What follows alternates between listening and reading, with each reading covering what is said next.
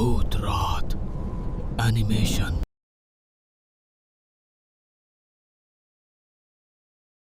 পদ্মা নদী এ এক বিশাল জলরাশি। দিনের আলোতে এর রূপ মোহনীয় হলেও রাত নামলে এই পদ্মাই হয়ে ওঠে এক আদিম অন্ধকার গোলকধাঁধা।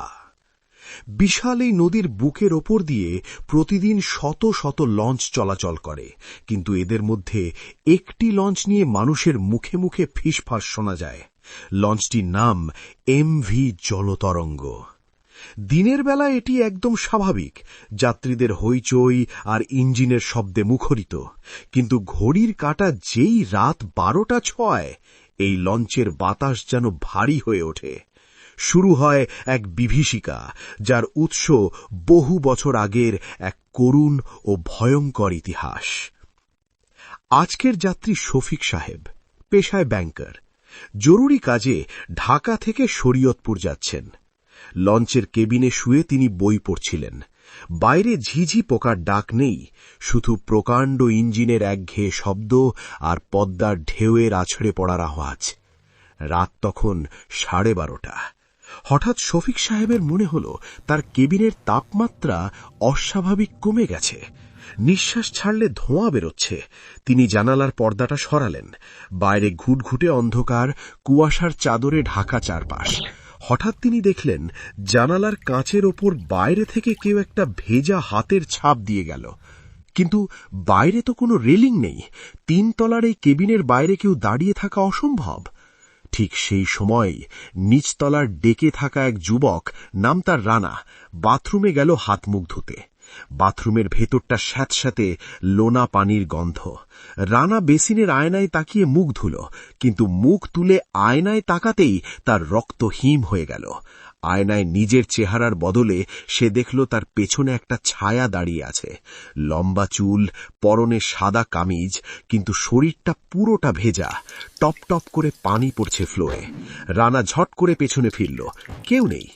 কিন্তু ফ্লোরের দিকে তাকাতেই দেখল সেখানে একজোড়া ভেজা পায়ের ছাপ, যা ধীরে ধীরে বাথরুমের দেয়াল বেয়ে ওপরের দিকে উঠে যাচ্ছে। ভয়ে চিৎকার করতে গিয়েও রানা দেখল তার গলা দিয়ে কোনো স্বর বেরোচ্ছে না।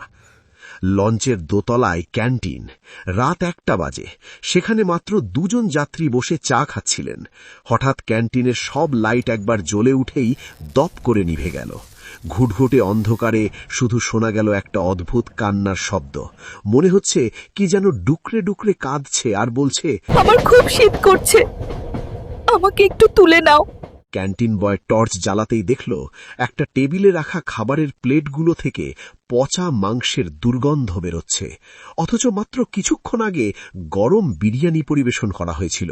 সেই টেবিলের ওপর রাখা গ্লাসের পানি নিমেষেই নোনা রক্তে পরিণত হল। এই লঞ্চের এই অবস্থার পেছনে আছে এক মর্মান্তিক ইতিহাস। লঞ্চের পুরনো সারেং মোবারক চাচা সব জানেন। তিনি ফিসফিস করে শফিক সাহেবকে বললেন সেই গল্প। আজ থেকে ঠিক 5 বছর আগে এক মেঘলা রাতে রুহি নামের এক তরুণী এই লঞ্চ থেকেই পদ্মার বুকে ঝাঁপ দিয়েছিল। রুহির বিয়ে ঠিক হয়েছিল এক ধনাঢ্য ব্যক্তির সাথে, কিন্তু রুহি ভালোবাসত অন্য কাউকে। পরিবারের চাপে পড়ে সে পালিয়ে যাওয়ার চেষ্টা করছিল এই লঞ্চে করেই, কিন্তু মাঝ নদীতে তার পরিচয় ফাঁস হয়ে যায় এবং অপমানের ভয় আর প্রিয়জনকে না পাওয়ার যন্ত্রণার সে 3 তলার রেলিং থেকে ঝাঁপ দেয়। তার নিথর দেহটা পদ্মার অথই জল গিলে নিয়েছিল, কিন্তু তার অতৃপ্ত আত্মা রয়ে গেছে এই জলতরঙ্গ লঞ্চেই। সে চায় না এই লঞ্চের কেউ শান্তিতে রাত পার করুক। রাত যখন 2:15, লঞ্চের ইঞ্জিন হঠাৎ বন্ধ হয়ে গেল। মাঝ নদীতে কোনো চর নেই, কোনো বাধা নেই, তবুও লঞ্চটা নড়ছে না। চারপাশ নিস্তব্ধ।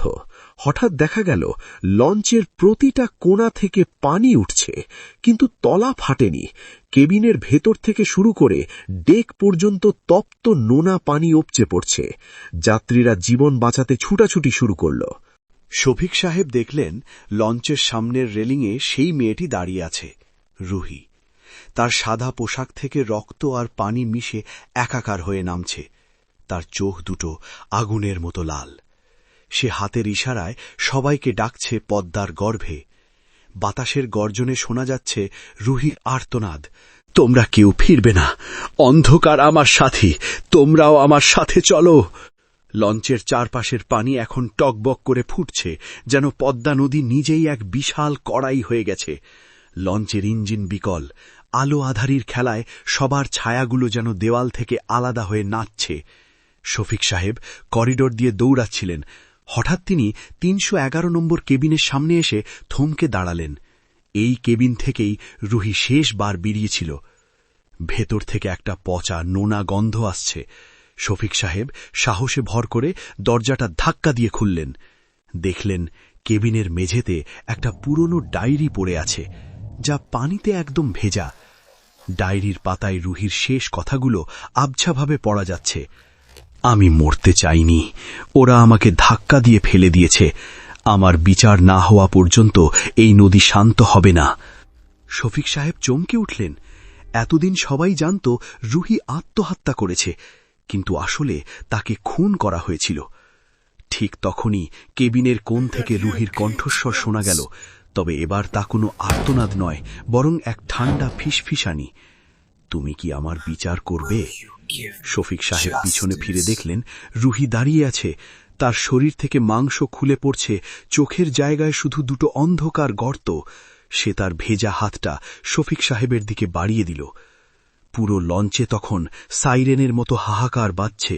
সারেং মোবারক চাচা ডেক থেকে চিৎকার করে বললেন, সে আজকেও এই লঞ্চে আছে। যতক্ষণ না সেই খুনি নিজেকে সঁপে দিচ্ছে, এই লঞ্চের কেউ বাঁচবে না। যাত্রীদের মধ্যে আতঙ্ক ছড়িয়ে পড়ল। সবাই সবার দিকে সন্দেহের চোখে তাকাতে লাগল। হঠাৎ দেখা গেল পেছনের সারিতে থাকা একজন বয়স্ক লোক, যিনি পুরোটা সময় চাদর মুড়ি দিয়ে চুপচাপ বসেছিলেন, তিনি কাঁপতে কাঁপতে উঠে দাঁড়ালেন। তিনি আর কেউ নন, রুহির সেই তথাকথিত সৎ বাবা, যিনি টাকা ও সম্পত্তির লোভে রুহিকে সরিয়ে দিয়েছিলেন। রুহির আত্মা ধীর পায়ে সেই লোকটির দিকে এগিয়ে যেতে লাগল। লোকটির চিৎকার করার ক্ষমতাও যেন কেড়ে নেওয়া হয়েছে। লঞ্চের মেঝেতে নোনা পানি এখন হাঁটু সমান। রুহি লোকটির সামনে গিয়ে দাঁড়াল এবং তার বরফ শীতল হাত দিয়ে লোকটির গলা চেপে ধরল। হঠাৎ এক প্রচণ্ড ঝটকায় লঞ্চটি দুলে উঠল। একটা বিশাল ঢেউ এসে আছড়ে পড়ল ডেকে। যখন পানি নেমে গেল, দেখা গেল ডেক একদম ফাঁকা। সেই বৃদ্ধ লোকটি আর রুহি কেউ নেই, শুধু পড়ে আছে রুহির সেই ভেজা ডায়েরিটা। লঞ্চের লাইটগুলো জ্বলে উঠল, ইঞ্জিন সচল হল। কুয়াশা কেটে গিয়ে ভোরের প্রথম আলো পদ্মার বুকে ঝিলমিল করে উঠল। যাত্রীরা হাঁপ ছেড়ে বাঁচল। সবাই ভাবল অভিশাপ বুঝি শেষ হয়েছে। শফিক সাহেব ক্লান্ত হয়ে ঘাটে নামলেন। পকেটে হাত দিতেই তিনি চমকে উঠলেন। তার পকেটে একটা ছোট্ট চিরকুট। কাঁপা কাঁপা হাতে সেটা খুলে দেখলেন, তাতে লেখা, ধন্যবাদ আমাকে মুক্তি দেওয়ার সুযোগ করে দেওয়ার জন্য, কিন্তু মনে রেখো পদ্মা কাউকে ভোলে না। খুনি গেছে, কিন্তু আমি তো এই লঞ্চেই রয়ে গেলাম। শফিক সাহেব পেছনে ফিরে তাকালেন। এমভি জলতরঙ্গ আবার নতুন যাত্রী নিয়ে ঢাকার দিকে রওনা দিচ্ছে। দিনের আলোতে তাকে খুব সুন্দর দেখাচ্ছে, কিন্তু ৩ তলার কেবিনের জানালায় শফিক সাহেব স্পষ্ট দেখলেন একটি ছোট মেয়ে দাঁড়িয়ে হাত নাড়ছে। তার চুলগুলো এখনো ভেজা, আর পরনে সেই সাদা কামিজ। রুহি আসলে মুক্তি পায়নি, সে শুধু তার খুনিকে সাথে নিয়ে গেছে। আর প্রতি রাতে যখন পদ্মা কালো হয়ে আসে, তখন রুহি আবার ফিরে আসে তার চিরচেনা সেই লঞ্চে। আজও যদি আপনি মাঝরাতে ওই লঞ্চের বাথরুমে আয়নার সামনে দাঁড়ান, হয়তো দেখবেন আপনার পেছনে কেউ একজন ভেজা চুলে দাঁড়িয়ে ডুকরে কাঁদছে। পদ্মার এই জল শুধু নদী নয়, এ এক বিশাল কবরস্থান। আর এমভি জলতরঙ্গ সেই কবরের ওপর ভেসে চলা এক অভিশপ্ত কফিন।